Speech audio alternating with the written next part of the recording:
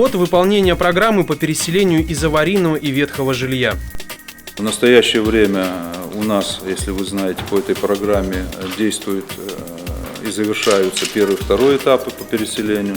Значит, в частности, хотел бы сказать, что у нас строится 5 домов в поселке Дальний. Сейчас вот первые и третьи дома подходят под крышу. Значит, геологов 2 планируем, наверное, в январе попробуем его заселять, закончить работы по геологов 2.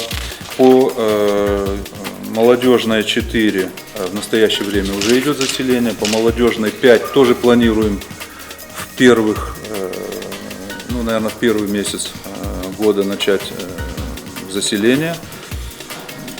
Вот. Готовность по геологов 5 на сегодня 97%. Я думаю, что мы все-таки первые недели следующего года уже его подготовим. Значит, по совхозной 24 вы в курсе, дом готов, сейчас ведется заселение, это в Шудаяге. Таким образом, в этом году у нас будет заселено, надеюсь, что до конца года мы заселим 2 дома и еще 3 в ближайшее время заселение в первый месяц, январь, может быть февраль. Ситуация с обслуживанием домов в поселке Водный. Очень много всяких разговоров. Значит, компания «Цветущий ясень» появилась на Водном, предложила свои услуги. Я, как руководитель администрации, не вправе тормозить развитие той или иной компании на территории муниципального образования города Ухта. Но я жителям сказал поселка о том, что вот заходят люди, которые с Волгодонска, которые должны рассмотреть ситуацию и предложить изменения коренным образом условий обслуживания жителей поселка. И в любом случае все должны понимать, что только жители поселка, сами собственники домов имеют право принять решение ту или иную управляющую компанию выбирать. Это первое. Второе, по поводу «Цветущего ясеня». Мною поставлена задача в том, чтобы эта компания в первую очередь перед муниципалитетом, передо мной конкретно рассказала, что они хотят сделать, в каких объемах, что это будет для жителей.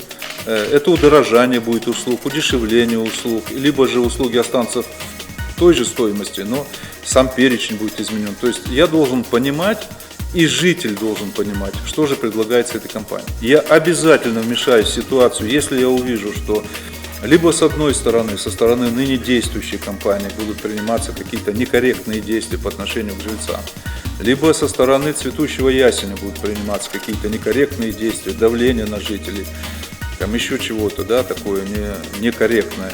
Я уже не говорю о противозаконном. Я в любом случае включу все механизмы к тому, чтобы люди не пострадали. Мы отправили запросы в соответствующие структуры Волгодонска о том, чтобы получить информацию о действиях этой компании, как она себя проявила на своей родине, какие отзывы жителей там. И только после получения этой информации будет возможность разговаривать о том, что действительно эта компания там поступает корректно или некорректно. Ликвидация последствий пожара по улице Севастопольская. В целом прописано было в этом доме 114 человек. Эвакуированы были со 2-го подъезда люди. Часть людей было расселено у нас в общежитии ДОСАФ. Это первую ночь, которую срочно надо было переселить. В последующем мы переселили людей в гостиницу «Тиман». В настоящее время у нас пострадавших 4 человека, из них один ребенок в возрасте 1 год 4 месяца.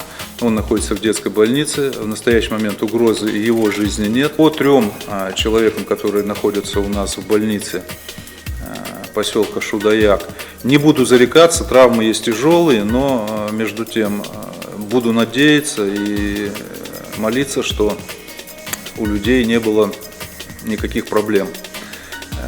Точнее, они остались живы. В настоящее время представители ООО «Точность» и представители одной из проектных организаций города Ухты ведут оценку технического состояния объектов.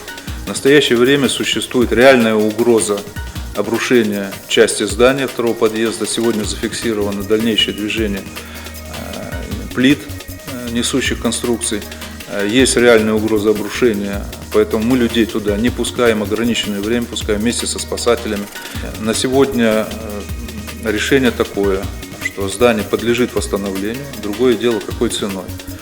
Или мы его будем планомерно разбирать потихоньку, либо вызывать искусственное обрушение. Все будет зависеть от оценки технического состояния. По таким ориентировочным, очень условным прикидкам, все время на восстановление здания уйдет не менее полугода. По ряду стояков отключено отопление по понятной причине. В результате обрушения частей конструкции есть повреждение системы теплоснабжения. Если разморозить систему, то мы приведем, в общем, нехорошей ситуации. Мы разморозим весь дом, остановим в подвале систему теплоснабжения, вообще дом останется без тепла. До чего допустить мы не можем. Мы бы с удовольствием дали возможность вывести мебель, мы бы с удовольствием провели восстановительную работу по системе отопления. Но еще раз повторяю, есть реальная угроза обрушения здания. Что касается того, что мы вместе со службами противопожарными залили квартиры нижних этажей, конечно, нам придется это делать за счет муниципалитета и республики. Восстановление и ремонт. В первую очередь и в главную это защита пострадавших, в том числе детей. Во вторую очередь собственников, либо законных нанимателей, а уже потом все остальные категории. Руководитель администрации убедительно просит граждан не пытаться самостоятельно посещать строящиеся объекты и места взрыва на улице Севастопольской. Это может угрожать вашей жизни и здоровью.